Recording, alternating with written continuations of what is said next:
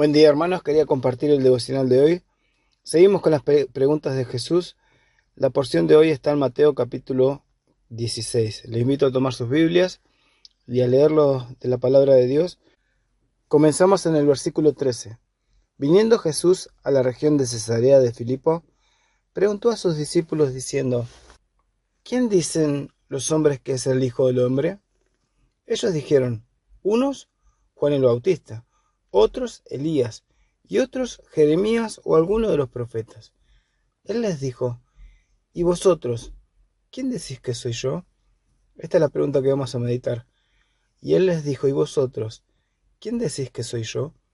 Respondiendo a Simón Pedro, dijo: Tú eres el Cristo, el Hijo del Dios viviente.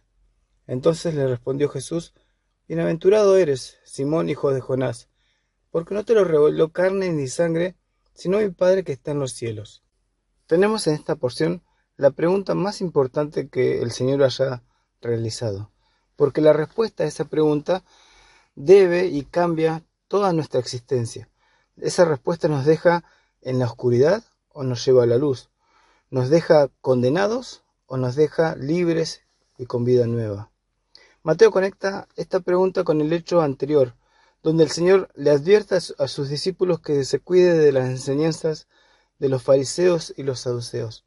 Él les dice: guardaos de la levadura de los fariseos y de los saduceos. Pero los discípulos pensaron que les dijo eso porque se habían olvidado del pan. Y el Señor, con enojo, me imagino yo, les pregunta: ¿no se acuerdan lo que hice con 5 panes entre 5.000 hombres? ¿No se acuerdan de lo que hice con 7 panes entre 4.000? Evidentemente había muchas cosas que el Señor les decía y ellos no comprendían o no entendían, y el Señor tenía que hacer este esfuerzo de poder explicarle para que entiendan. Mateo dice que entonces entendieron que no les hablaba del pan, sino de la doctrina de los fariseos y los saduceos. Es entonces cuando llegan al norte de Galilea, esta Cesarea de Filipo. Ya estaba todo preparado para que el Señor descienda a Jerusalén y a la cruz. Pero él quería primero que sus discípulos entendieran realmente quién era él y qué es lo que estaba a punto de sucederle. Entender estas dos cosas es lo que nos convierte en verdaderos hijos de Dios, en verdaderos cristianos. ¿Quién es él y qué es lo que él hizo?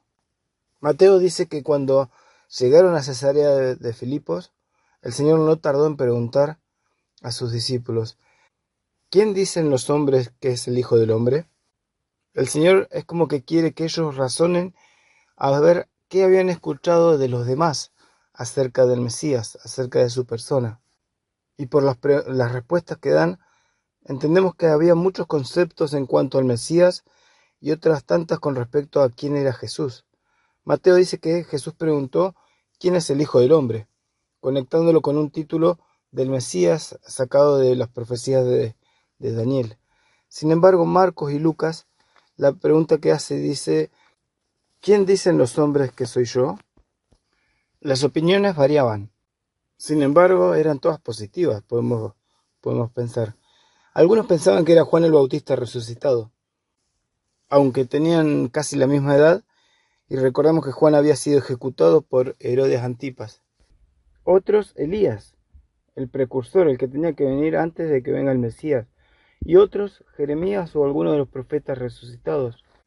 Es decir, tenían muy buenos conceptos acerca de Jesús, pero no alcanzaba. Pero en la pregunta en la que nos toca meditar hoy, es más personal. ¿Y vosotros, quién decís que soy yo? Es ahora cuando el Señor quiere que ellos personalmente evalúen qué es lo que piensan acerca de Él. ¿Cuáles son sus conclusiones después de haber pasado tiempo con el Señor, después de haber visto sus enseñanzas, escuchado sus enseñanzas y visto sus milagros? ¿Qué definición tenían ellos de Jesús? Pedro, que era la voz cantante del grupo, dijo: Tú eres el Cristo, el Hijo del Dios viviente. Hasta ese momento, esta fue la mejor confesión dicha por un hombre acerca de Jesús. El Señor le responde a Pedro: Bienaventurado eres, Simón, hijo de Jonás, porque no te lo reveló carne ni sangre, sino mi Padre que está en los cielos. Solo el Espíritu Santo, es el que puede revelar a una persona acerca de Cristo. Si lo decimos de otra manera, nadie puede decirle a Jesús Señor si no fuera por una revelación del Espíritu Santo. Y esto es como pasa hoy en día. Nadie puede conocer a Jesús como Señor si no fuera por revelación del Espíritu Santo. Nadie puede ser salvo si primero el Espíritu Santo no nos revela que ese Jesús del que hablan las Escrituras es Dios mismo encarnado, viniendo a este mundo para hacer esa obra en la cruz, para que todo aquel que en él cree no se pierda y tenga vida eterna.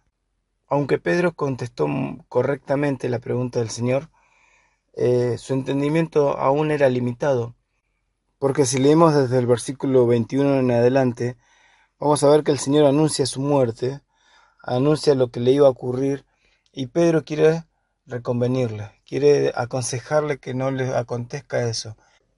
Y el Señor le dice: quítate delante de mí, Satanás, me eres tropiezo porque no pones la mira en las cosas de Dios, sino en la de los hombres.